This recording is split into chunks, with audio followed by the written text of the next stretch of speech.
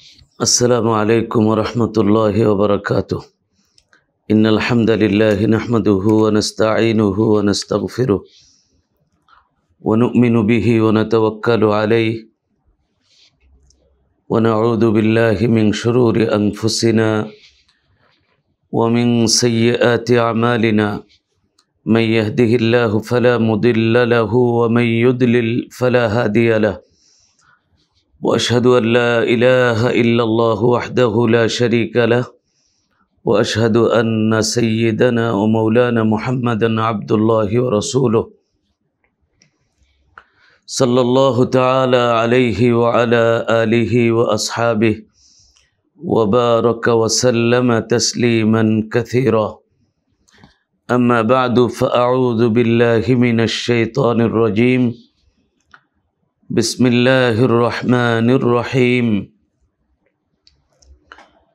ولله على الناس حج البيت من استطاع إليه سبيلا ومن كفر فإن الله غني عن العالمين.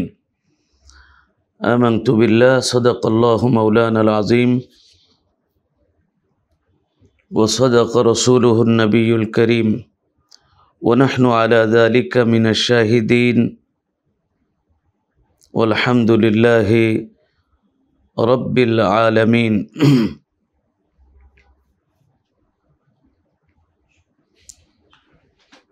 আলহামদুলিল্লাহ, ইতিপূর্বে আমরা আমদা ট্যুরস অ্যান্ড ট্রাভেলসের পক্ষ থেকে ইতিপূর্বে আমাদের যে ট্রেনিং এবং হজ প্রশিক্ষণ অনুষ্ঠান অনুষ্ঠিত হয়েছিল, সেখানে আমরা হজের শুরুতে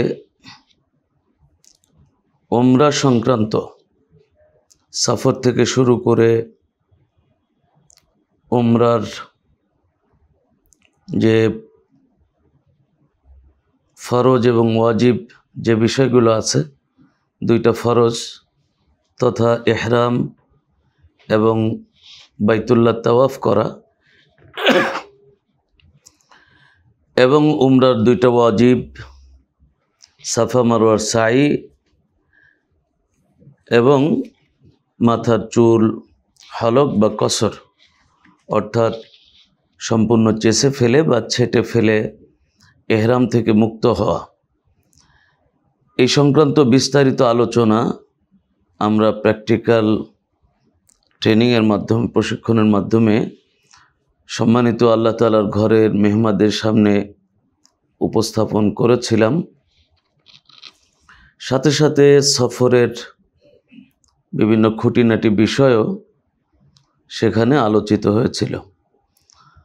আজকের এই দ্বিতীয় পর্বে আমরা আল্লাহ তাআলার উপরে ভরসা করে হজের যে 5টি দিন, হজের মূল হজের যে 5টি দিন, সেই বিষয়গুলো নিয়ে আলোচনা করার নিয়ত করেছি, ইচ্ছা করেছি। ওমা তৌফিকি ইল্লা বিল্লাহ।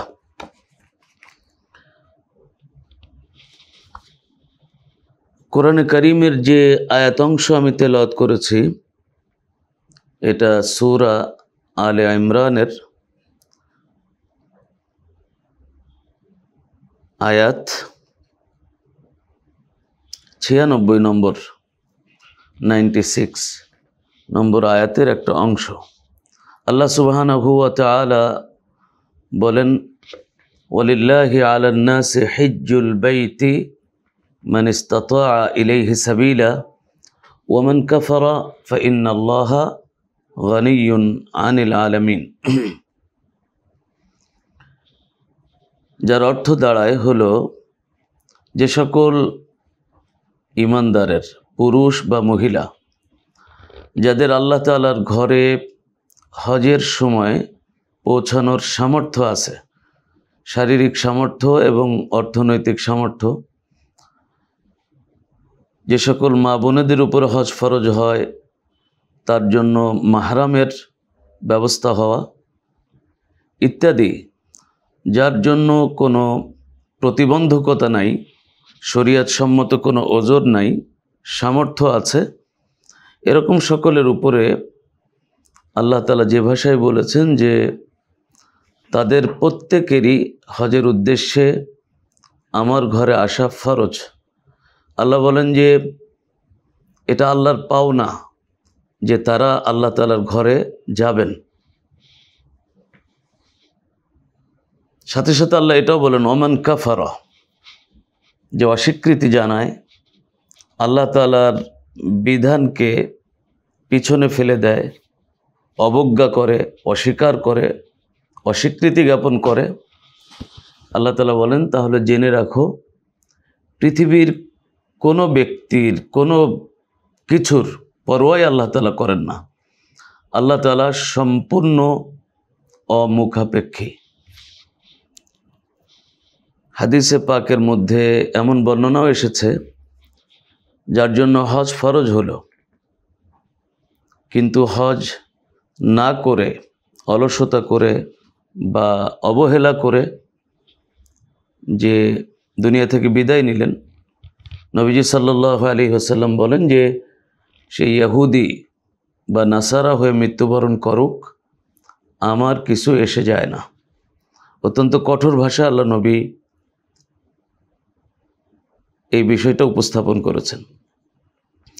এজন্য হজের ক্ষেত্রে সামর্থ্যের একটা প্রশ্ন, সামর্থ্য থাকা, অর্থনৈতিক শারীরিক সামর্থ্য, এটা ইঙ্গিত বহন করে যে হজের কাজটা কিছুটা কষ্টসাধ্য। এক হলো অর্থর ব্যয়ও আছে, শারীরিক সামর্থ্যেরও বিষয় আছে। সারা পৃথিবী থেকে লক্ষ লক্ষ মানুষ এখানে একত্রিত হয় এবং হজের কাজগুলো ছড়ানো ছিটানো। প্রথমে বাইতুল্লাহ, এখান থেকে মিনা হয়ে আরাফাত, এবং আরাফাতের অবস্থানের পরে আবার রাতে মুজদালিফা, আবার মিনা হয়ে জামারাতে প্রথম দিন পাথর মারা, মক্কায় আসা, তাওয়াফ করা, সাই করা, মাঝে কুরবানি করা, এহরাম থেকে মুক্ত হওয়া, আবার মিনায় ফেরত যে জিলহজের 11 তারিখেও এবং 12 তারিখে আবার পাথর নিক্ষেপ করা। এই অধিকাংশ কাজগুলো পায়ে হেঁটেই করা লাগে, যার কারণে হজের ক্ষেত্রে সামর্থ্যের একটা বিষয় কোরআনে কারিমে উল্লেখিত হয়েছে, হাদিসে পাকের মধ্যেও উল্লেখ করা হয়েছে। অভিজ্ঞতা যেটা বলে যে কোনো ব্যক্তি যখন আল্লাহর সন্তুষ্টির জন্য আল্লাহর উপরে ভরসা করে বাহির হয়ে যান, তো অনেক দুর্বল মানুষকেও আল্লাহ তাআলা সাহায্য করেন এবং তারা শক্তি, সামর্থ্য, সাহস ফিরে পান এবং আল্লাহর মেহেরবানিতে তারা হজের কাজ সুষ্ঠুভাবেই সম্পন্ন করতে পারেন। এজন্য কোরআনে কারিমের অন্য জায়গায় সূরা বাকারার মধ্যে আল্লাহ তাআলা ইরশাদ করেছেন, আল হাজ্জু আশহুরুম মালুমাত, হজের কয়েকটা মাস, নির্ধারিত কয়েকটি মাস।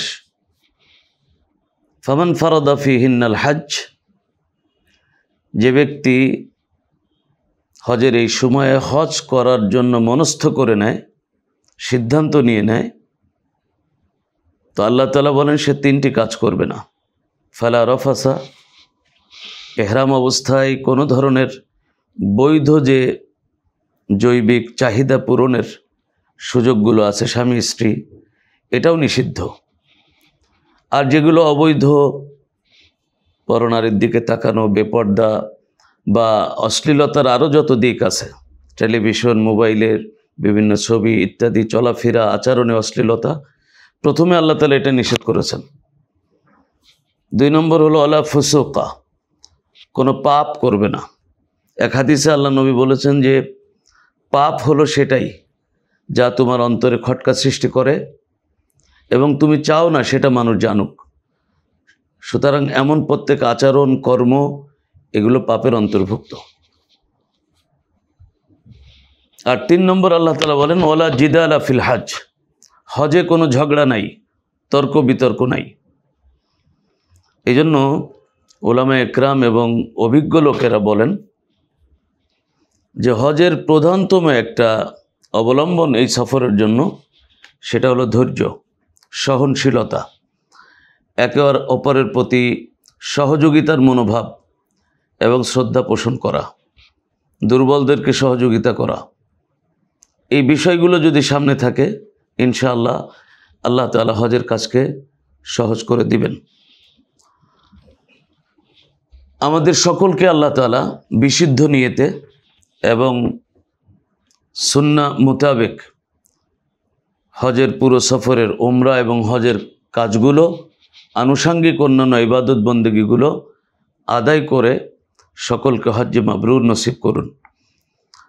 নবীজি সাল্লাল্লাহু আলাইহি ওয়াসাল্লাম বলেছেন, আল হজ্জুল মাবরুর লাইসা লাহু জাযাউন ইল্লাল জান্নাহ। নবীজি সাল্লাল্লাহু আলাইহি ওয়াসাল্লামের বর্ণিত এই হাদিসের ভাবার্থ এমন যে হজ্জে মাবরুরের আর এক অর্থ হলো হজ্জে মকবুল। অনেক উলামা একরাম বলেছেন যে হজ্জে মাবরুর হলো পাপ বা গুনাহমুক্ত হজ। আরও বিভিন্ন অর্থ আছে। তো নবীজি বলেন সাল্লাল্লাহু আলাইহি ওয়াসাল্লাম যে হজ্জে মাবরুরের প্রতিদান জান্নাতি শুধু হতে পারে, অর্থাৎ হজ্জে মাবরুরের প্রতিদান জান্নাত দিয়েই দেওয়া যায়। তো এই জন্য আমরা যেহেতু অনেক অর্থ ব্যয় করে, কষ্ট করে, সময় ব্যয় করে হজের এই সফরে আমরা যাচ্ছি, প্রত্যেকের এ বিষয়ে গুরুত্ব থাকা উচিত এবং যত্নবান থাকা উচিত যাতে আমাদের হজের কাজগুলো শরিয়া সম্মত হয়, কোরআন এবং সুন্নাহ মোতাবেক হয় এবং আমার দ্বারা অপরের কোনো কষ্ট, ক্ষতি, পেরেশানি না হয়। আমরা ইতিমধ্যে জেনেছি যে হজের মূল যে আনুষ্ঠানিক কাজ, উমরার আলোচনা তো আমরা উল্লেখ করেছি যে উমরার পাঠ আমরা আগেই সম্পন্ন করেছি। হজের মূল কাজ হলো 5 দিন এবং অনেকে সহজে বোঝার জন্য বলে থাকেন যে 5 দিনে 5 জায়গায় 9টি কাজ করাকে হজ বলে, বা এভাবেও বলা যায় যে হজের জন্য 5 দিনে 5 জায়গায় 9টি কাজ করতে হয়। আমরা প্রথমে আলোচনা করি যে হজের ফরজ হলো 3টা।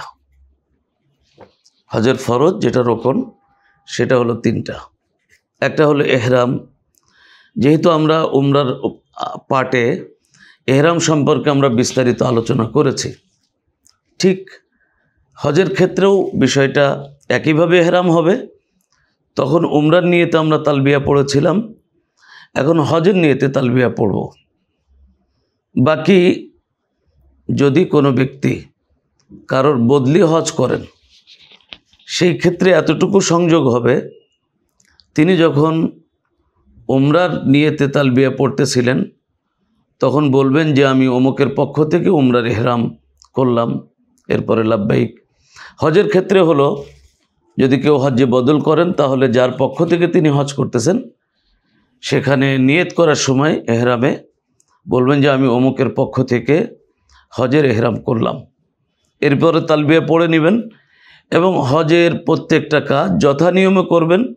প্রতিটা আমলের শুরুতে যার পক্ষ থেকে বদলি করা হচ্ছে তার নামের উল্লেখ করার বাধ্যবাধকতা আর নাই। এহরামের সময় নিয়ত করলেই যথেষ্ট হবে। তাহলে 1 নম্বর হলো এহরাম ফরজ। 2 নম্বর ফরজ হলো ওকুফে আরাফা।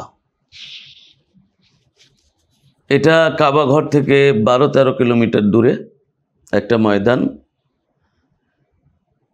এই ময়দান জিলহজ মাসের 9 তারিখ সূর্য ঢলে যাওয়ার পর থেকে নিয়ে এই ময়দানের মূল্য দুনিয়া আসমানে যা কিছু আছে আল্লাহর মাখলুক সব কিছুর চেয়ে এই ময়দানের মূল্য আল্লাহ তাআলা বৃদ্ধি করে দেন। এই জন্য নবীজি সাল্লাল্লাহু আলাইহি ওয়াসাল্লাম বলেছেন, আল হাজ্জু আল আরাফা। নবীজি এমনটা বলেন যে আরাফার অবস্থানই হলো হজ, অর্থাৎ এর গুরুত্ব বোঝানোর জন্য কোরআনে কারিমেও আরাফার উল্লেখ আছে। ফাইজা আফাতুম মিন আরাফাতিন, যখন তোমাদের আরাফার ওকুফ সম্পন্ন হয় তো এরপরে তোমার ফাজকুরুল্লাহ ইনদাল মাশারিল হারাম, তোমরা মুজদালিফায় যাবে এবং মুজদালিফার যে মসজিদ মাশারুল হারামের চতুর্দিকে রাতে অবস্থান করে সকালে এখানে উকুফ করবে এবং বেশি বেশি আল্লাহর জিকির করবে। তো হজের ফরজ 3টা। 1 নম্বর হলো ইহরাম, 2 নম্বর হলো উকুফে আরাফা। উকুফে আরাফা এখানে মূলত বাড়তি কষ্টের কোনো ইবাদত নাই। এখানে মূলত সারাদিন দুপুরের পর থেকে নিয়ে নামাজ এবং বাকি সময়টা আল্লাহর কাছে দোয়া কান্নাকাটি করে কাটানো। আমরা সে আলোচনায় আসবো ইনশাআল্লাহ। হজের 3 নম্বর ফরজ হলো 10 তারিখে পাথর মারার পরে তখন থেকে নিয়ে 12 তারিখ জিলহজের 12 তারিখ সূর্য অস্তের আগে এই সময়টুকুর মধ্যে হজের তাওয়াফ করা, যেটাকে তাওয়াফে জিয়ারা বলা হয়, তাওয়াফ ইফাদা বলা হয়। এই 3টা হলো হজের ফরজ।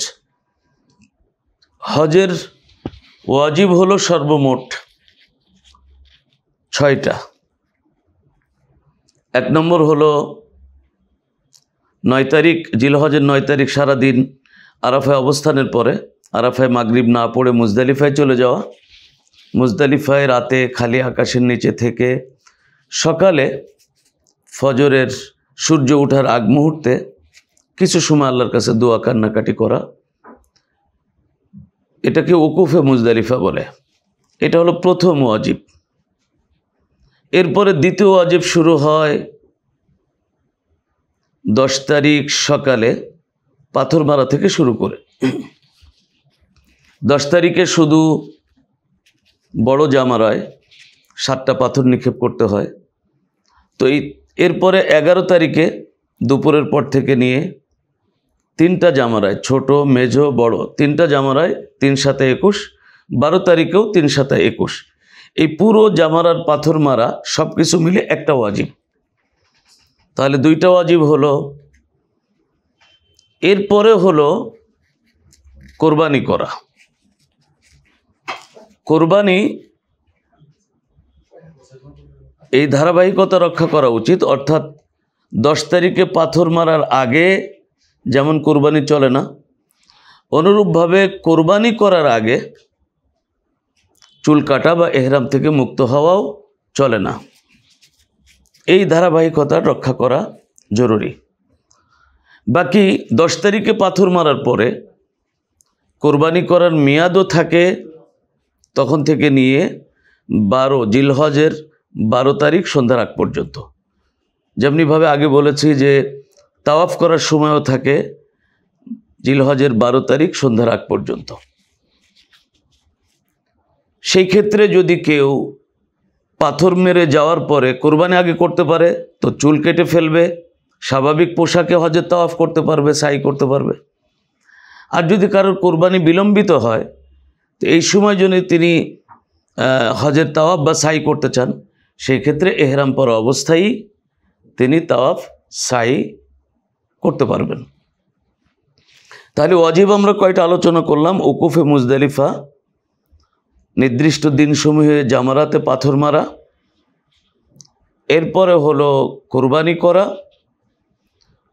4 নম্বর কোরবানি করার পরে মাথার চুল চেঁচে বা ছেটে এহরাম থেকে মুক্ত হওয়া।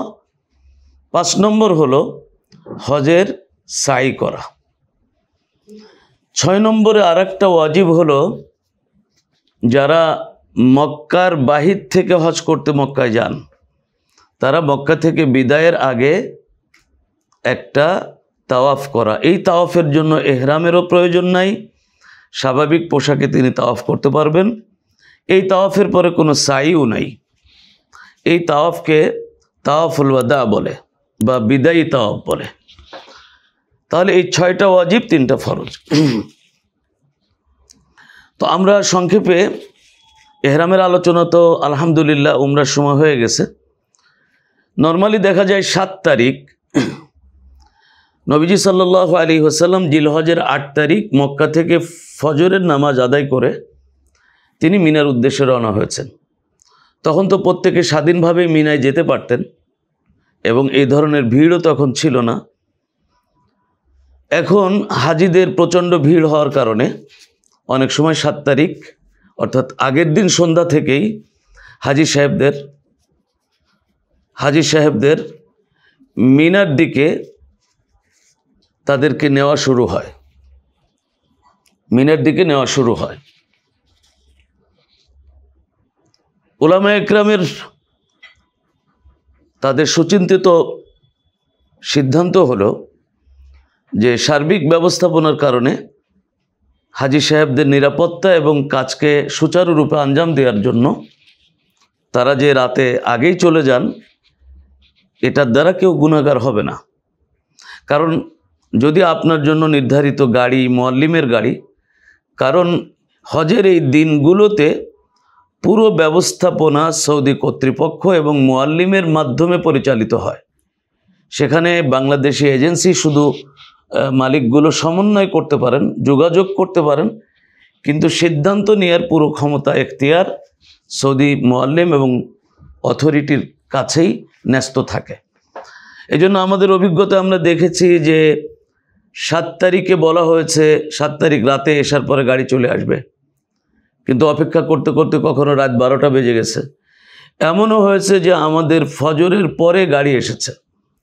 এখানে আসলে বাংলাদেশি যে সমস্ত কর্তৃপক্ষ, তারা যোগাযোগ মেনটেন করা ছাড়া কোনো সিদ্ধান্ত পরিবর্তন বা এই ধরনের কিছু করার এখতিয়ার রাখেন না। এজন্য আল্লাহর কাছে দোয়া এবং ধৈর্য ধরা ছাড়া এই সময় অন্য কোনো সুযোগ থাকে না। সুতরাং কারোর যদি সাহস থাকে যে 8 তারিখে গাড়ি না থাকলেও আমি আমার মতো করে আমি মিনাতে চলে যাব, যদিও এটা জটিল, কারণ ওই সময় পাবলিক ট্রান্সপোর্ট বন্ধ হয়ে যায় এবং মিনায় যেয়ে নিজের তাঁবু খুঁজে বের করা কঠিন হয়ে পড়ে। তো এই জন্য দেখা যায় 7 তারিখ রাত থেকেই গাড়ি যাওয়া শুরু হয়। তো আমাদেরকে কি করতে হবে, 7 তারিখ হোক বা 8 তারিখ হোক, আমরা মক্কায় গেলে বুঝতে পারবো যে আমাদের মিনায় কখন যাওয়া হবে। তো তার আগেই নবীজি সাল্লাল্লাহু আলাইহি ওয়াসাল্লাম বলেন যে যিনি মক্কায় অবস্থান করতেছেন তার হজের মিকাত হলো তার বাসস্থান। সুতরাং আমরা হোটেলে বা যেখানে থাকি সেখান থেকেই আমরা পরিষ্কার পরিচ্ছন্ন বলতে, যেহেতু এটা জিলহজ মাস শুরু হয়েছে, আর জিলহজের আর একটা গুরুত্বপূর্ণ সুন্নত হলো যেটা হাজিদের জন্য, সারা পৃথিবীর মুসলমানদের জন্য, সেটা হলো জিলহজের চাঁদ ওঠার পর থেকে নিয়ে চুল নখ ইত্যাদি না কাটা। সুতরাং আমরা তো এগুলো চুল নখ ইত্যাদি জিলহজের চাঁদ ওঠার আগেই কেটে ফেলব। আমরা 7 তারিখে যদি মিনায় যাই তাহলে অজু গোসল করে এহরামের কাপড় পরিধান করে আমরা 2 রাকাত নামাজ পড়ে লাব্বাইকা হাজ্জান, হজের জন্য আমরা তালবিয়া পড়ে নিয়ত করে নেব। বাংলায় এভাবে করতে পারি যে নামাজের পরে যে আল্লাহ আমি হজের নিয়ত এহরাম করলে আপনি সহজ করুন এবং কবুল করুন। এরপরে লাব্বাইক আল্লাহুম্মা লাব্বাইক লাব্বাইক লা শারীকা লাক লাব্বাইক ইন্নাল হামদা ওয়ান নি'মাতা লাক ওয়াল মুলক লা শারীকা লাক। যখনই এই তালবিয়া পড়া হয় 3 বার পড়া ভালো, এবং তালবিয়া যতক্ষণ চলে, যেরকম উমরার সময় তালবিয়া শেষ হয় হজ্জে তামাত্তুকারীদের জন্য, তাওয়াফ শুরু করার আগ দিয়ে তালবিয়া বন্ধ হয়ে যায়। বাকি যদি কেউ কেরান বা এফরাত করে তাহলে তো তার কি বলে যে এফরাতকারীর জন্য 10 জিলহজ পাথর মারার আগে তিনি কি বলে করতে পারেন না, এহরাম থেকে মুক্ত হতে পারেন না। তো পাথর মারা পর্যন্ত তার তালবিয়া চলে। আর কেরানকারী যিনি, তিনি প্রথমে যে উমরা করবেন তখনও তালবিয়া চলবে, যেহেতু তার এই উমরার এহরামটা হজের জন্যই থাকবে। তো তারপরেও তার তালবিয়া চলতে থাকবে। 10 তারিখে পাথর মারার পরে, পাথর মারার আগ দিয়ে তার কি বলে যে তালবিয়াটা শেষ হবে। তো আমরা হজ্জে তামাত্তু করতেছি, এহরামের সময় তালবিয়া যে শুরু করলাম, আমাদের এই তালবিয়াটা শেষ হবে 10 তারিখে, যখন আমরা হাতে পাথর নিয়ে বড় জামারায় পাথর মারার প্রস্তুতি নেব, তখন তালবিয়া শেষ হবে। সুতরাং আমাদের কর্তব্য হলো চলতে ফিরতে উঠতে বসতে মাঝে মাঝে এই তালবিয়া পড়া। তো তালবিয়া পড়লাম, এরপরে গাড়ি আসবে, যেভাবে আমাদেরকে ডিরেকশন দেওয়া হয়। আসলে বাস্তবতা হলো যে হজের জন্য যে ট্রান্সপোর্টগুলো থাকে নরমালি, এই ট্রান্সপোর্টগুলো ওখানে লেখাই থাকে রদ্দাইন, 2 টিপ থাকে এগুলো।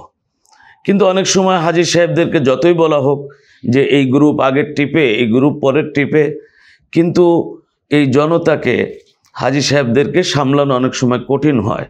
বিভিন্ন বাস্তবতা, ব্যস্ততা, বিভিন্ন কারণে সবাই আগে যেতে চান। তো এই জন্য আসলে সবাই সবাইকে সহযোগিতা করে গাড়ি আসবে, তখন ধৈর্যের সাথে উঠতে হবে। তালবিয়া চলতে থাকবে। এহরাম অবস্থায় যা কিছু নিষিদ্ধ আমরা আলোচনা করেছি আগে, সেইগুলো মনে রেখে সেগুলোর ব্যাপারে যত্নবান থেকে আমাদের গাড়ি যখন মিনায় যাবে, মিনায় যাওয়ার পরে আধা ঘন্টা একটু ধৈর্য ধরার প্রয়োজন হয়। এত মানুষ মিনায় নামে, অনেকে ভুলে একজনের তাঁবুতে আর একজনের চলে যায়, অনেকে দখল করে ফেলে। তো এই জন্য একটু ধৈর্য ধরে তালবিয়া পড়তে থাকলে, আল্লাহর কাছে দোয়া করলে একসময় সকলেরই মিনায় অবস্থানের বা তাঁবুতে জায়গা হয়ে যায়। মিনার তাঁবুতে সাধারণত সকলের জন্য 1.5 ফিট করে জায়গায় বরাদ্দ থাকে, খুব বেশি জায়গা এখানে থাকে না, যেহেতু বছরে এই সময়টাই মিনাতে মানুষ থাকে। তো একটু যদি একে অপরকে ছাড় দিয়ে আমরা বসার ব্যবস্থা করি, পরে দেখা যায় যে আল্লাহর মেহেরবানিতে শোয়ার ব্যবস্থা হয়ে যায়। এই জন্য এই সময়টা একে অপরকে সহযোগিতা করে তাঁবুতে পৌঁছে যাওয়া, একে অপরের খোঁজ খবর নেওয়া। মিনাতে পৌঁছানোর পরে এই তালবিয়া, জিকির, আজকার, দোয়া এবং নামাজের সময় হয়ে গেলে তাঁবুতে উলামা একরাম যারা থাকে তাদের পরামর্শে কসর হোক বা পূর্ণ নামাজ হোক, সেটা নিজেরা তর্ক বিতর্ক না করে বিজ্ঞ আলেমদের পরামর্শে যথাসময়ে নামাজ পড়া এবং বিভিন্ন ইবাদত বন্দিগির মধ্য দিয়ে আমরা যদি 7 তারিখে পৌঁছাই, রাত হয়ে যাবে। 8 তারিখ সারাদিন আমাদের মিনা এভাবে যাবে। হাজি সাহেবদের একটা জিনিস মনে রাখতে হবে, সেটা হলো যে 7 তারিখ রাতের পর থেকে 8 তারিখ সকাল থেকে নিয়ে 12 তারিখ দুপুর পর্যন্ত জিলহজের এই সময় প্রত্যেক হাজি সাহেবের খানাপিনার যে ব্যবস্থাটা, এই খানাপিনার পেমেন্টটা, টাকাটা সৌদি মুআল্লিমকে আগেই দিয়ে দেওয়া হয়। সুতরাং এখানে খাবারের ইন্তজাম তারাই করেন, মুআল্লিমরা করেন। আপনি কোনো কারণে এই সময় মক্কাতে থাকলে, হোটেলে থাকলে নিজেদের জিম্মায় খানাপিনার ব্যবস্থা করতে হয়। তো ওখানে আমাদের বিভিন্ন এজেন্সির যারা দায়িত্বশীল আছে বা হাজি সাহেবদের মধ্যে অনেক উদ্যমী হাজি সাহেব থাকেন, তারা প্রত্যেক তাঁবুর জন্য খাবার, পানীয় যা বরাদ্দ থাকে এগুলো নিয়ে সময় মতো হাজি সাহেবদের মাঝে বন্টন করেন। তো এইভাবে 8 তারিখ সারাদিন আমাদের গেল। সম্ভবত 8 তারিখ এসার পরে আমাদেরকে জানানো হবে যে আমরা আরাফার দিকে যাব। যদিও নবীজি সাল্লাল্লাহু আলাইহি ওয়াসাল্লাম, আমি আগেই বলেছি, তখন তো ব্যক্তির সিদ্ধান্ত ব্যক্তিই নিতে পারতেন। নবীজি সাল্লাল্লাহু আলাইহি সাল্লাম 9 তারিখ ফজর পড়ে মিনা থেকে আরাফার দিকে রওনা হয়েছেন। কিন্তু ওই যে জটিলতা, আমি যদি গাড়িতে না উঠে আবার 9 তারিখ সকালে গাড়ি না পায়, যেহেতু সৌদি মুআল্লিম গাড়ি দেওয়া শুরু করে 8 তারিখ রাত থেকে, তাহলে যেই জটিলতা, আরাফায় যে আমার তাঁবু পাওয়া মুশকিল হবে। আর তাঁবু না পাইলে প্রচণ্ড গরমের মধ্যে আমি কোথায় থাকব, কোথায় কি করব, সঙ্গী হারায় যাবে। এই জন্য 8 তারিখ রাতেই একেবারে অধিকাংশ হাজি, বলতে গেলে 95% বা আরও বেশি হাজি সাহেবান এই রাতের মধ্যেই আস্তে আস্তে করে আরাফায় চলে যান। তো আরাফায় যদি আমরা 8 তারিখ রাতেও পৌঁছে যাই, সেখানে আরাফার কোনো কার্যক্রম শুরু হয়নি। আরাফার দিনে উকুফ করার ফরজ ওয়াক্ত শুরু হলো জোহরের ওয়াক্ত যখন শুরু হয় তখন থেকে। তো আমরা আগে পৌঁছে গেলে তাঁবুতে যাব, আশেপাশে জায়গাগুলো দেখে নেব। এরপরে মনে করেন যে 9 তারিখ, জিলহজের 9 তারিখ, এটাই হলো ইয়াউমে আরাফা, আরাফার দিন। তো সূর্য ঢলার আগে যদি সুযোগ হয় গোসল করে নিলাম, না হলে অজু করে নিলাম। অজু করে নিয়ে যখন সূর্য ঢলে যায় প্রথম ওয়াক্তেই আমরা জোহরের সালাত আদায় করে নেব। এরপরে মনে করেন যে তাঁবুতে একটা পরিকল্পনা জানানো হবে এজেন্সির পক্ষ থেকে। দেখা যায় যে একটা বড় তাঁবু, আরাফার তাঁবুগুলো অনেক বড় হয়, এক তাঁবুতে একাধিক এজেন্সির লোকও অনেক সময় থাকে। তো এখানেও তাঁবুতে থাকা নিয়ে অনেক সময় হাজী সাহেবদের মনোমালিন্য হয়। তো এগুলোও নিজেকে এটা প্রবোধ দেওয়া যে আমি এই ময়দানে আসছি আমার জীবনের পাপ ক্ষমা করার জন্য, আল্লাহর রহমত লাভের জন্য। সুতরাং নিজে তো ভালো থাকার চেষ্টা করা এটা সবার অধিকার, কিন্তু সাথে সাথে আমার একটু ছাড় দেওয়ার কারণে আল্লাহর অন্য আরেকজন মেহমানের যদি সুযোগ হয় সেই ব্যাপারটাও সযত্নে সচেষ্ট থাকা। তো এইভাবে জোহরের পর থেকে সেখানে মুআল্লিম খানারও কিছু ব্যবস্থা করবেন, পানীয়র ব্যবস্থা থাকবে। আশেপাশে বিভিন্ন অর্গানাইজেশন, বিভিন্ন কোম্পানি, তারাও জুস, পানি ইত্যাদি কি বলে আল্লাহর ওয়াস্তে এগুলো দিয়ে থাকেন। তো আরাফা মিনায় বুদ্ধিমানের কাজ হলো খানা পিনা যত কম করা যায়, তাহলে বাথরুমে দৌড়ানো লাগবে না, ইবাদত বন্দেগী নিরিবিলি করা যাবে। এবং এখানে বাথরুমে চাপ হয়ই, ভিড় হয়ই। তো এই জন্য যান বাঁচানোর মতো খানা টানা খেয়ে পানি বা কি বলে যেগুলো প্রয়োজন। এরপরে আরাফার ময়দানের মূল কাজ হলো তাঁবুর ভিতরে হোক বা তাঁবুর বাহিরে, সবচেয়ে ভালো হয় নির্জনে চলে যাওয়া, কোনো গাছের নিচে বা কোথাও নির্জনে যে আল্লাহর কাছে দাঁড়ায় দাঁড়ায়, পুরুষ হলে দাঁড়ায়, মা বোনেরা বসেও দোয়া করতে পারেন, দাঁড়ায় দাঁড়ায় কান্নাকাটি করে আল্লাহর কাছে দোয়া করা। সম্মিলিত দোয়া তাঁবুতে হয়তো একবার হয়। আসলে আরাফার দোয়া হলো আমি আর আমার মালিক, আমি জীবনে কত ভুল করেছি এটা কি মানুষের কাছে বলা সম্ভব? কিন্তু আমার মালিকের কাছে সব বলা সম্ভব।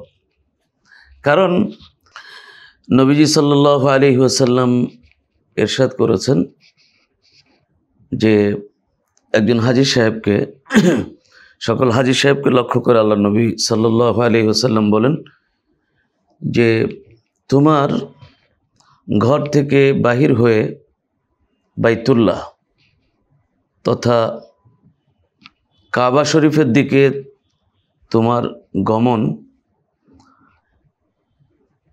এই যে তুমি আল্লাহর ঘরে যাবা, এখানে তোমার প্রতিটা কদমে এবং সাওয়ারি বা কোনো বাহনে আরোহণ করলে তার প্রতিটা ঘূর্ণিতে, পদক্ষেপে আল্লাহ তাআলা এক একটা করে নেকি দিবেন, এক একটা করে গুনাহকে আল্লাহ তাআলা মাফ করে দেবেন। এভাবে যখন আরাফার দিন হাজী সাহেবরা লাব্বাইক আল্লাহুম্মা লাব্বাইক বলে ইহরামের পোশাকে আরাফার ময়দানে অবস্থান করেন, জোহরের পর থেকে আল্লাহর কাছে দোয়া কান্নাকাটি করেন, তো আল্লাহ তাআলা বলেন ফেরেশতাদেরকে মা আরাদাহা উলা। হাদিসের মধ্যে এসেছে যে আল্লাহ তাআলা বান্দাদের নিকটবর্তী হন, প্রথম আসমানে আল্লাহ তাআলা আগমন করেন।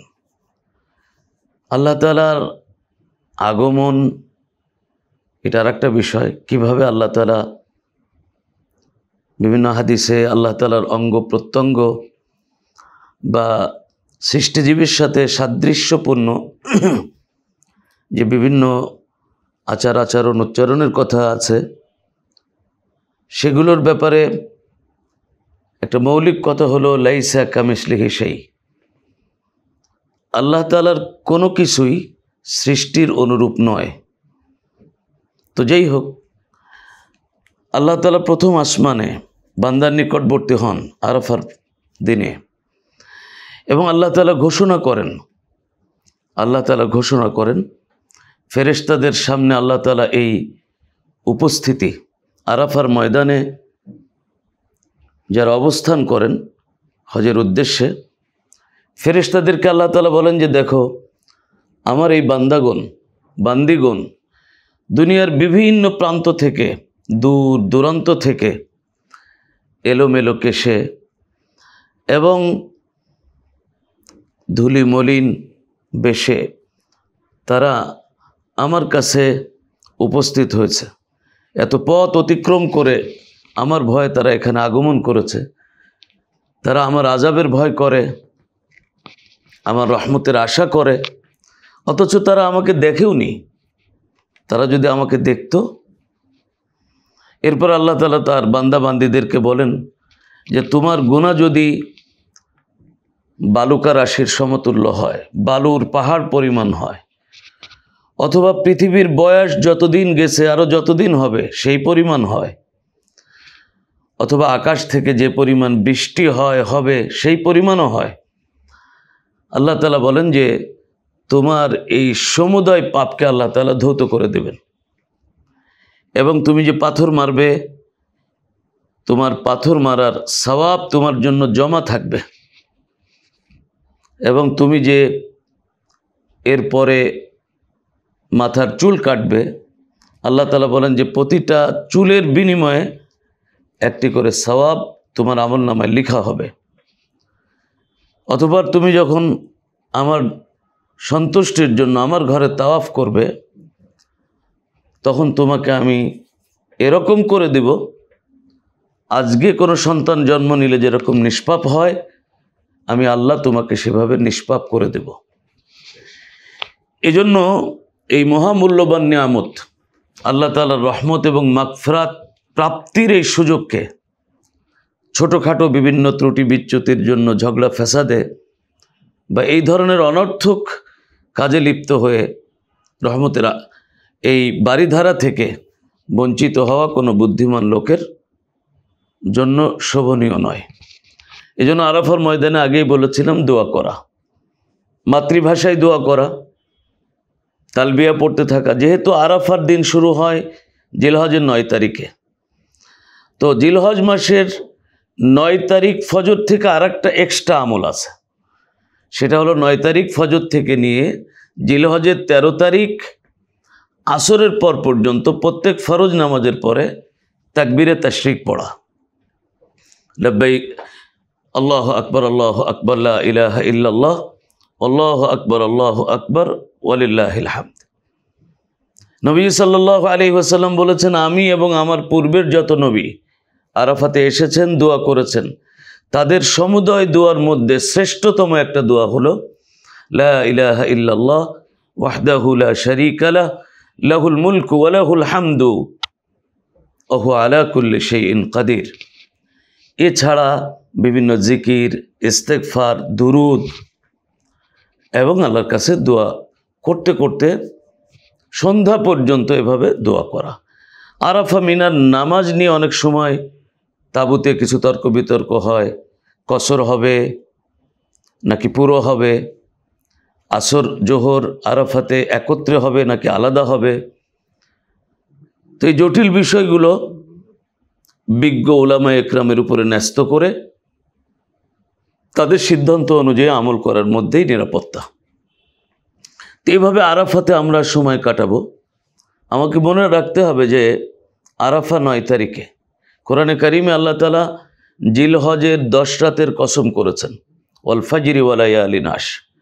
সুতরাং জিলহজ মাসের প্রথম দিন থেকেই প্রতিটা দিন অত্যন্ত বরকতপূর্ণ। তো এখন আরাফার দিন কত বরকতপূর্ণ, এজন্য এইভাবে সন্ধ্যা পর্যন্ত আমাকে দোয়া দুরুদ ইস্তেগফারের মধ্যে কাটাতে হবে। আরাফার ময়দানে মাগরিব নাই, এটা আমরা জানি। আরাফার দিন শুক্রবার হলে জুমা নাই। তো মাগরিবের আজান হয়ে গেলে আমাদেরকে আরাফা থেকে বাহির হতে হবে। মুজদালিফার দিকে মাগরিব না পড়ে, কেউ গাড়িতে যান, কেউ পায়ে হেঁটে মুজদালিফায় যান। আল্লাহ বলেন ফাইজা আফাতুম মিন আরাফাতিন, যখন আরাফার অবস্থান শেষ হয় তোমরা এখান থেকে গমন করো, তো তোমরা ফাজকুরুল্লাহ ইনদাল মাশআরিল হারাম। মুজদালিফা একটা মসজিদ অবস্থিত, সেটা হলো মসজিদ আল মাশআরিল হারাম।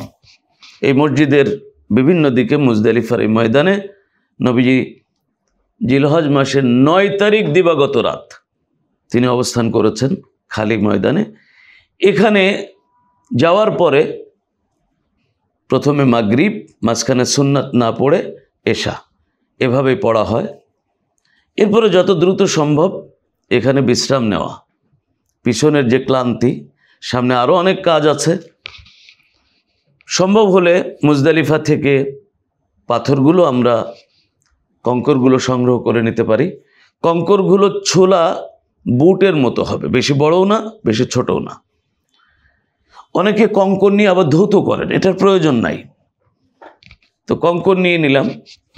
রাত এখানে থাকার পরে ফজরের প্রথম ওয়াক্তে ফজর পড়ে নিয়ে, ছোট ছোট জামাত হয় বিভিন্ন জায়গায়, আমরা কি বলে যে এখানে যে উকুফটা আছে ওয়াজিব, প্রথম ওয়াজিব, এটা ফজরের নামাজের পরে সূর্য ওঠার আগে কিছু সময় আল্লাহর কাছে দোয়া করা। নবীজি সাল্লাল্লাহু আলাইহি সাল্লাম আরাফাও দোয়া করেছেন, আল্লাহ তাআলার পক্ষ থেকে সুসংবাদ প্রাপ্ত হয়েছেন দোয়া কবুলের। কিছু দাবি তখনও নবীজির ছিল, মুজদালিফায় এসে যখন নবীজি দোয়া করেছেন, আল্লাহ তাআলার পক্ষ থেকে তার সুসংবাদকে আল্লাহ তাআলা পরিপূর্ণতা দান করেছেন। এবং এই আরাফার ময়দানেই আল্লাহ তাআলা নবীজির উপরে কোরআনে কারীমের আয়াত নাজিল করে আল্লাহর নিয়ামত এবং দ্বীনের পূর্ণতাকে ঘোষণা করেছেন। তো মুজদালিফার উকুফের পরে মূলত এখান থেকে গাড়ি আর তেমন ব্যবস্থা থাকেই না, পায়ে হেঁটে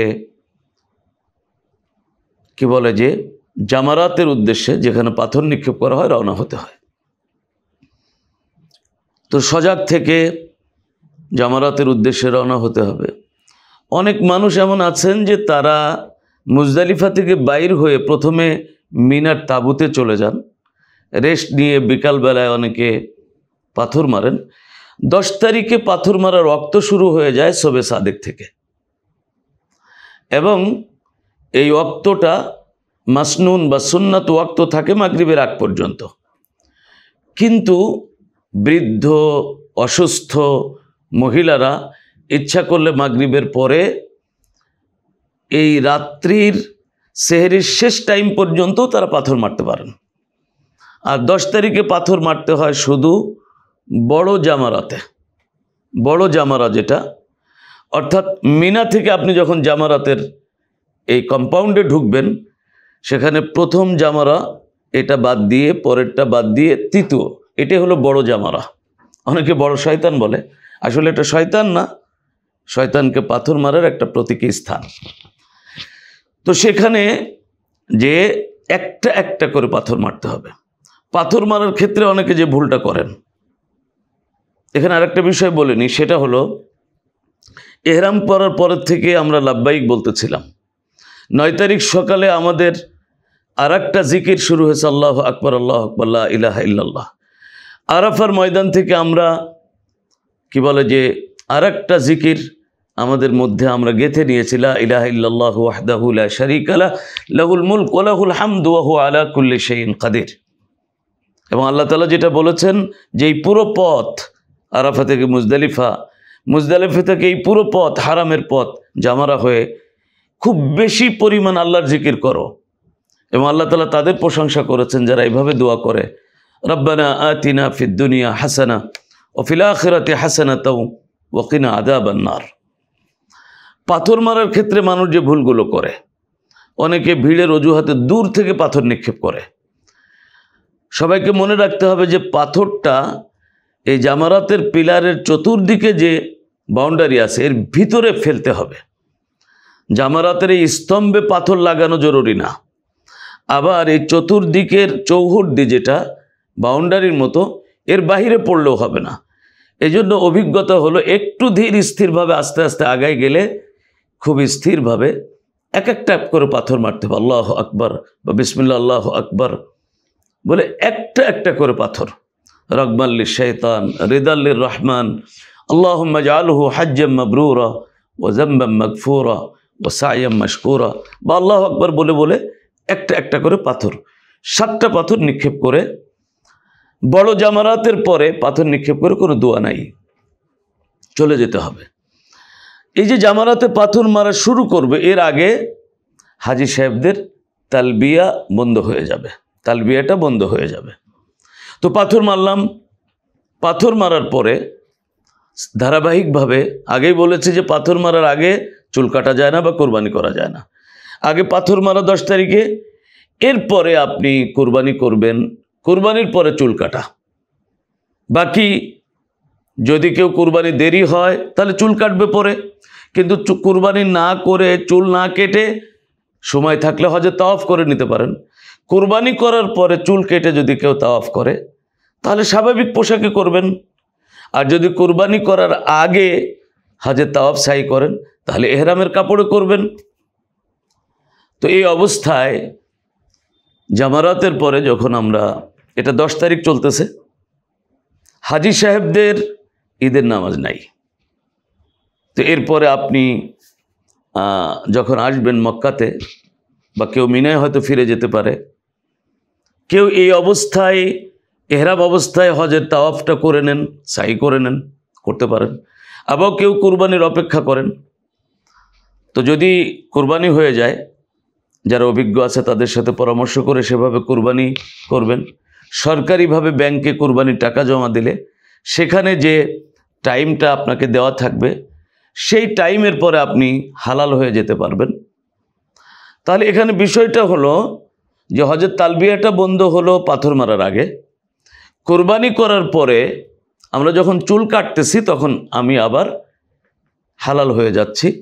তখন এহরাম অবস্থায় যা কিছু নিষিদ্ধ ছিল, অর্থাৎ যেগুলো খুব কঠোরভাবে নিষিদ্ধ, যে এহরাম অবস্থায় যে কোনো ধরনের পারফিউম, প্রসাধনী, সুগন্ধি, তেল, ক্রিম, সাবান ইত্যাদি ব্যবহার করা, চুল নখ ইত্যাদি কাটা, অনুরূপভাবে হারামের সীমানার মধ্যে ডাল ভাঙ্গা, শিকারী প্রাণী বধ করা, ঝগড়া ফাসাদ করা, বা এটা তো সবসময় নিষেধ। স্বামী স্ত্রী একত্রে থাকলে স্বামী স্ত্রী সুলভ শারীরিক সম্পর্ক বা এই ধরনের কোনো অ্যাটিচিউড, আচরণ উচ্চারণ করা, এগুলো সম্পূর্ণভাবে নিষিদ্ধ ছিল এহরাম অবস্থায়। কিন্তু আমি যখন বা আপনি যখন কোরবানি করে চুল কেটে ফেলবেন তখন পোশাকের নিষেধাজ্ঞা নাই। আপনি পুরুষের জন্য যে গলার উপর থেকে মাথাটুক খুলে রাখতে হয়, পায়ের পাতার উপরের অংশ খুলে রাখতে হয়, মাথা ঢাকা যায় না। মা বোনেরা যেরকম তাদের চেহারার অংশটুকু একেবারে লেপ্টে থাকে এমন কাপড় দিয়ে ঢাকতে পারেন না, কুরবানি করার পরে চুল কাটলে এই বিধি নিষেধগুলো আর নাই। তিনি সুগন্ধি ব্যবহার করতে পারতেছেন, সাবান তেল ব্যবহার করতে পারতেছেন, নখ কাটবেন ইত্যাদি ইত্যাদি।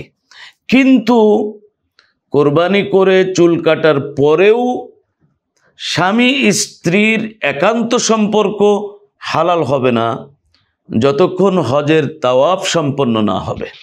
এটাকে মনে রাখতে হবে। তো যাই হোক, কোরবানি হয়ে গেলে আমরা যখন তাওয়াফ করতে যাব মনে রাখতে হবে যে হজের দ্বিতীয় ফরজ হলো, তৃতীয় ফরজ এহরাম ছিল, উকুফে আরাফা হয়েছে, তৃতীয় ফরজ হজের তাওয়াফ। এখানে 2টা জিনিস। যদি আমি কোরবানি করে তাওয়াফ করতে যাই তাহলে তো স্বাভাবিক পোশাকে যাচ্ছি, আর যদি এহরাম পরে কোরবানির আগেই যাচ্ছি তাহলে এহরাম পরে যাচ্ছি। তো এহরাম পরে যদি হজের তাওয়াফ করি তাহলে আমাকে ইস্তেবাটা করে নিতে হবে, অর্থাৎ বগলের নিচ দিয়ে ডান বাহুটা খুলে রেখে। আর যদি কাপড় পরে রেগুলার পোশাক পরে যায় তাহলে স্বাভাবিক পোশাকে।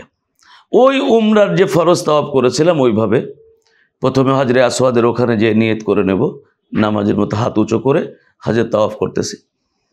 এরপরে বিসমিল্লাহ বলে বা আল্লাহু আকবার ওয়ালিল্লাহিল হামদ ওয়াসসালাতু ওয়াসসালামু আলা রাসূলিল্লাহ বলে আমরা কি বলে যে তাওয়াফ করব।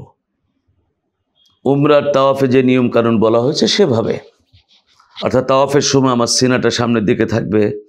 তাওয়াফের সময় অবশ্যই পরিপূর্ণ তাওয়াফ, এই সময়টা অজু অবস্থায়, পবিত্র অবস্থায় থাকতে হবে।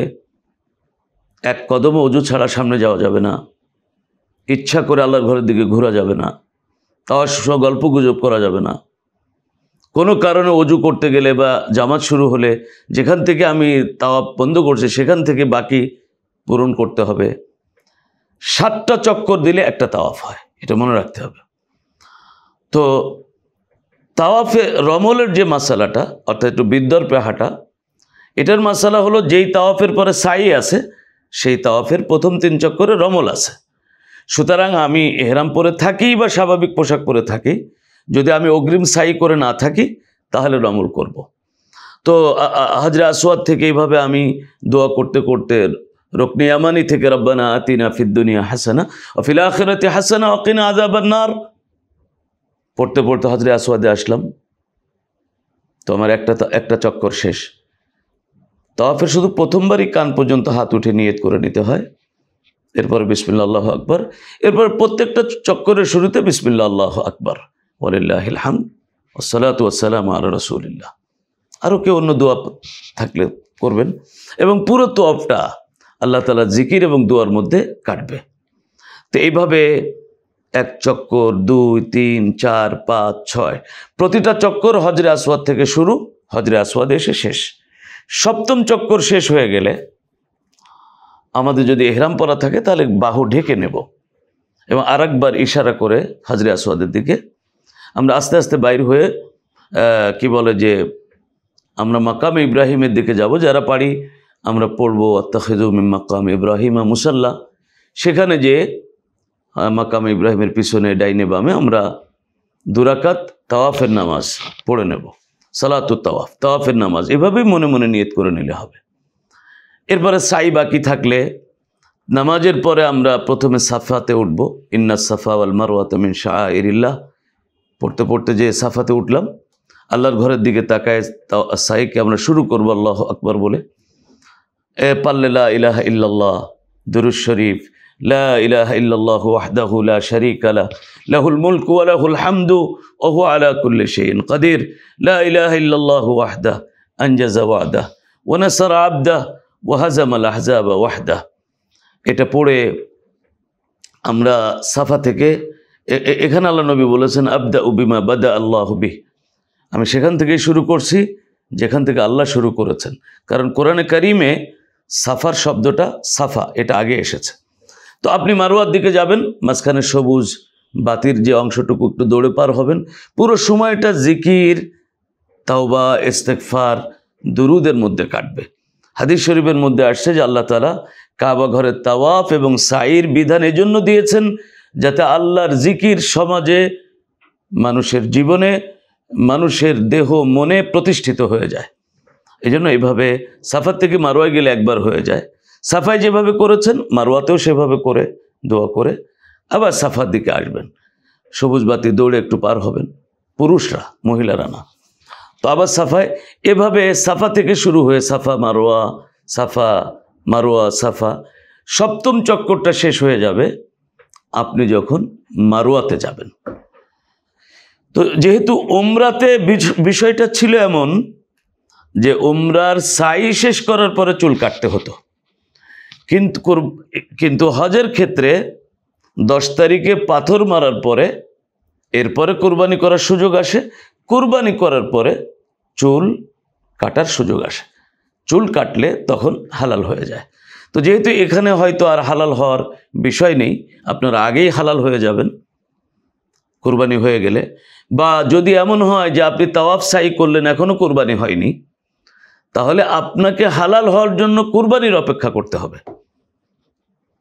তো এইভাবে করে মনে করেন যে সাই হয়ে গেল, তাহলে আপনার ফরজ 3টা আদায় হয়ে গিয়েছে, এহরাম, উকুফে আরাফা, তাওয়াফ।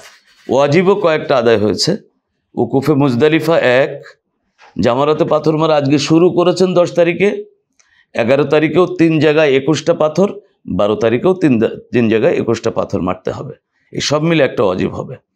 তাহলে 2, এরপরে যদি কুরবানি করে থাকেন 3, চুল কেটে থাকলে 4, সাই হয়ে গেল 5, 5টা শেষ। এখন দায়িত্ব হলো 10 তারিখ রাতেই চেষ্টা করা মিনাতে ফিরে যাওয়া, মিনায় যে দোয়া কান্নাকাটি করা, 11 তারিখে পাথর মারার রক্ত শুরু হবে জোহরের রক্তর শুরু থেকে। তখন সুযোগ মতো এসে 11 তারিখে ওই মিনার দিক থেকে যে জামারাত ছোট, এখান থেকে শুরু, ছোট জামারায় একটা একটা করে 7টা পাথর মারলেন, একটু সরে যে একটু দোয়া করলেন, আবার মাঝের জামারায় যে একটা একটা 7টা একটু দোয়া করলেন, পরে বড় জামারায় 7টা করে আর দোয়া নাই, আবার মিনাতে ফিরে যেতে হবে। কেউ হয়তো মক্কা আসতে চান, মক্কা এসে আবার ফিরে যেতে চান, তো মিনায় যে 12 তারিখে আবার ওই যথা নিয়মে 11 তারিখের মতো জোহরের পরে 3 সাথে 21টা পাথর মারতে হবে। যদি আপনি 12 তারিখেই মিনা ত্যাগ করতে চান, আল্লাহ তাআলা বলেন ফামান তাআজ্জালা ফি ইয়াওমাইনি ফালা ইসমা আলাইহি ওয়া মান তাআখারা ফালা ইসমা আলাইহি লিমান ইত্তাকা। আল্লাহ তাআলা বলেন কেউ 2 দিন থেকে মিনা যদি ছেড়ে যেতে চায় যেতে পারে, কিন্তু 12 তারিখে মিনা ত্যাগ করতে চাইলে 12 তারিখ সূর্যাস্তের আগেই পাথর মেরে মিনার সীমানা পার হয়ে যেতে হবে, তা না হলে আপনাকে মিনায় থেকে 13 তারিখেও পাথর মারতে হবে। তো এই 12 তারিখে বা 13 তারিখের পাথর মারা শেষে আলহামদুলিল্লাহ আপনার হজের আনুষ্ঠানিক কার্যক্রম শেষ। আমি আগেও বলেছি যে কোরবানি করার সময় থাকে, লাস্ট সময় হলো জিলহজের 12 তারিখ সন্ধ্যার আগ পর্যন্ত। অনুরূপভাবে হজের তাওয়াফ করার লাস্ট সময় থাকে হলো জিলহজের 12 তারিখ সন্ধ্যার আগ পর্যন্ত। যেটা মনে রাখার বিষয় সেটা হলো যে কোরবানি না করা পর্যন্ত হালাল হওয়া যাবে না। আপনি যে তারিখেই করেন, 10 করেন, 11 তারিখ করেন, 12 তারিখ করেন, অনুরূপভাবে হালাল না হওয়া পর্যন্ত এহরামের বিধিনিষেধ আপনার জন্য বলবৎ থাকবে। স্বামী স্ত্রী একত্রে থাকলে শুধু কোরবানি করলেই স্বামী স্ত্রী সুলভ আচরণ বৈধ হবে না, বরং তাওয়াফ, হজের তাওয়াফও সম্পন্ন করতে হবে। আল্লাহ তাআলা সহজ করুক। এজন্য নবীজি সাল্লাল্লাহু আলাইহি ওয়াসাল্লাম হজের সময় বলছেন খুযু আন্নী মানাসিকাকুম, তোমরা জেনে বুঝে হজ করবে, আমার থেকে ভালো করে জেনে নাও, হয়তো আগামীতে এই জায়গায় এমন দিনে তোমরা আর আমাকে পাবে না। এই জন্য জেনে বুঝে হজের কার্যক্রমগুলো করা উচিত। এত টাকা পয়সা খরচ করে, এত পরিশ্রম করে হজ, এটা মন মতো যা মনে হলো করলাম, এমনটা যেন না হয়। আল্লাহ তৌফিক দান করুক। হজের পরে আর একটা ওয়াজিব থাকে, সেটা হলো যারা মক্কা থেকে, এখানে একটা বিষয় বলে রাখি, সেটা হলো যেটা বলা হয়েছে যে হজের যত কাজ আছে, অনেক সময় মা বোনেরা শরীর যদি পবিত্র নাও থাকে এহরাম করতে পারবেন, বা পুরুষের ওযু নাই এহরাম করতে পারবেন, লাব্বাইক পড়তে পারবেন, আরাফায় থাকতে পারবেন, দোয়া করতে পারবেন, মিনায় থাকতে পারবেন, পাথর মারতে পারবেন, কিন্তু পবিত্রতা ছাড়া, ওযু ছাড়া তাওয়াফ করা যাবে না। সুতরাং আগে থেকেই সচেতন থাকা উচিত যাতে এই দিনগুলোতে নিরাপদ থাকা যায়। যদি ইনকেস কারোর এমন সমস্যা হয় তাহলে উলামা একরামের সাথে পরামর্শ করে নিতে হবে, কারণ এই অবস্থায় তাওয়াফ করা যাবে না, আবার তাওয়াফ ছাড়া মক্কা ছাড়াও যাবে না, এটা মনে রাখতে হবে। তো এটা এখানে আলোচনার বিষয় না, ব্যক্তিগতভাবে এমন জটিলতা হলে আলোচনা করে নেবেন। তো যাই হোক, হজের শেষে মক্কা ছাড়ার আগে আর একবার আল্লাহর ঘরের বিদায়ী তাওয়াফ করে নেওয়া। আমি আগেও বলেছি বিদায়ী তাওয়াফের জন্য এহরাম নাই। বিদায়ী তাওয়াফ হলো 7 বার চক্কর করে 2 রাকাত নামাজ পড়া, এটার কোনো সাইও নাই।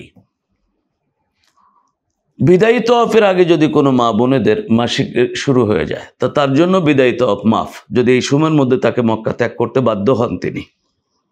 এরপরে মদিনা শরীফ, কেউ হজের পরে যান, কেউ আগে যান।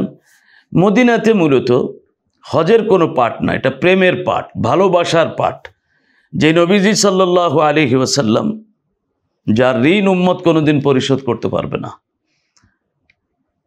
যিনি সকল সেরার সেরা বিশ্বনবী মুহাম্মাদুর রাসূলুল্লাহ, আমার মা বাবা সকলের চেয়ে যিনি আমাদের কাছে আপন, তো সেখানে যে সালাম জানানো, রওজা শরীফে সুন্নত তরিকায় সালাম জানানো, সবচেয়ে উত্তম সালাম হলো আসসালামু আলাইকা আইয়ুহান নাবিয়্যু ওয়া রাহমাতুল্লাহি ওয়া বারাকাতুহু। সুযোগ মতো রিয়াজুল জান্নায় নামাজ পড়ার সুযোগ আসলে সেখানে নামাজ পড়া, যে কোনো এক ফাঁকে একদিন বাকিতে, যেটাকে আমরা জান্নাতুল বাকি বলি, এখানে সাহাবা একরাম, নবীজির পরিবারের সদস্য এবং লাখো দিনদার মানুষ শুয়ে আছেন, সেখানে জিয়ারত করা। এবার মদিনার সময়টা মসজিদে নববীর মধ্যে কাটানো, বেশি বেশি দুরুদ পড়া, জিকির আজকার করা, মসজিদে সময় দিয়ে তেলাওয়াত করা, মসজিদে কোরআনের হালাকাগুলোতে বসা, এভাবে মদিনার সময়গুলোকে কাটানো। আমরা মোটামুটি একেবারেই বলতে গেলে পূর্ব প্রস্তুতি ছাড়াই মোটামুটি হজের কিছু আলোচনা আপনাদের সামনে আমরা উপস্থাপন করলাম। শুরুতেই আমরা বলে নিয়েছি যে আমরা আমদা ট্যুরস অ্যান্ড ট্রাভেলসের পক্ষ থেকে আমাদের গত কয়েকদিন আগে একটা কমিউনিটি সেন্টারে যে হাজিদের অনুষ্ঠান ছিল, সেখানে আমরা উমরার বিস্তারিত আলোচনা করেছি। আপনারা সুযোগ হলে আমাদের ইউটিউব চ্যানেলে সেখানে ওই অংশটাও দেখে নিতে পারেন। আর এটা ছিল হজের। আল্লাহ তাআলা আমাদের সকলকে হজ্জে মকবুল, হজ্জে মাবরুর নসিব করুন এবং সকলকে সুস্থ শরীরে নিরাপদে সকল কার্যক্রমগুলো, হজের আরকান আহকামগুলো, সফরের সমস্ত বিষয় আশয়গুলো আল্লাহর সন্তুষ্টি মোতাবেক, নবীজি সাল্লাল্লাহু আলাইহি সাল্লামের সুন্নত মোতাবেক সম্পন্ন করে নিষ্পাপ হয়ে ঘরে ফেরা তৌফিক দান করুন। আমিন। ওয়া আখিরু দাওয়ানা আনিল হামদুলিল্লাহি রাব্বিল আলামিন। আসসালামু আলাইকুম ওয়া রাহমাতুল্লাহি ওয়া বারাকাতুহু।